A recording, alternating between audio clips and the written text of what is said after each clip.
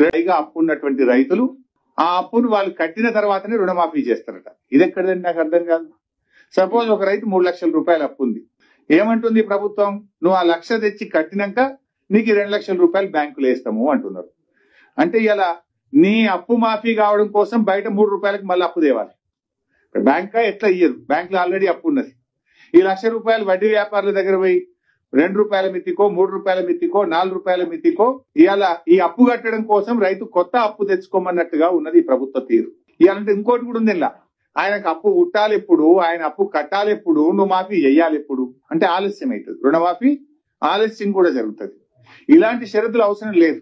మీరు 2 లక్షల రూపాయలు రుణమాఫీ చేస్తామన్నారు. అతని అప్పు 3 లక్షలు ఉందా, 4 లక్షలు ఉందా, 2.5 లక్షలు ఉందా మీకు అనవసరం. మీరు నేరుగా 2 లక్షల రూపాయలు రైతు ఖాతాలో జమ చేయండి.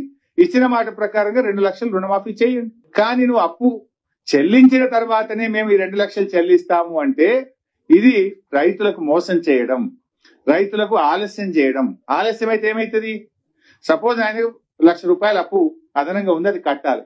ఆ అప్పు కోసం ఆయన తిరిగి 2 నెలల్లో 3 నెలల్లో ఆ 1,00,000 రూపాయలు తెచ్చి బ్యాంకులో కట్టాలంటే ఈ 3 నెలల్లోపు అతని వడ్డీ పెరిగిపోదా?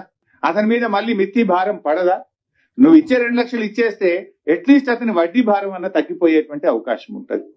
అంటే ఒక రకంగా ఇది ప్రభుత్వం రైతు రుణమాఫీని ఆలస్యం చేసేటువంటి ప్రయత్నం, రైతులను తిరిగి అప్పుల పాలు చేసే ప్రయత్నం. ఇవాళ నీ 2 లక్షల మాఫీ అయితే అతనికి మళ్ళీ క్రాప్ లోన్కి ఎలిజిబిలిటీ వస్తుంది. కానీ నువ్వు ఆ 2 లక్షల పైన ఉన్న అప్పులు కట్టాలంటే వడ్డీ వ్యాపారులను ఆశ్రయించి తిరిగి అప్పుల ఊబిలోకి రైతులు నెట్టినటువంటిదే తప్ప ఇందులో రైతులకు మేలు జరగదు. ఇంకోటి ఏంటంటే బ్యాడ్లకి ఈ ప్రభుత్వం వచ్చిన తర్వాత కరువు పరిస్థితులు, మన నల్గొండ, మహబూబ్ నగర్, ఖమ్మం జిల్లాలో కృష్ణా నదిలో నీళ్లు లేక పంటలు లేవు. పోయిన సంవత్సరం పంటలు లేవు. అదే విధంగా ఉత్తర తెలంగాణలో అకాల వర్షాల వల్ల ఉన్న పంటలన్నీ పోయినాయి.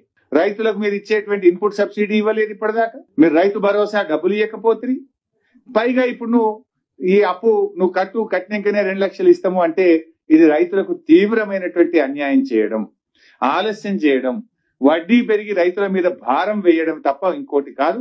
ఇటువంటి నిబంధనలన్నీ తొలగించి నేరుగా రైతు ఖాతాలో అతని అప్పు ఎంతనే ఉండని మీరు ఇచ్చిన మాట ప్రకారంగా 2 లక్షల రుణమాఫీ చేయాలని, ఇందులో పెట్టిన 4.11 షరతును తొలగించాలని చెప్పి బీఆర్ఎస్ పార్టీ డిమాండ్ చేస్తా ఉంది.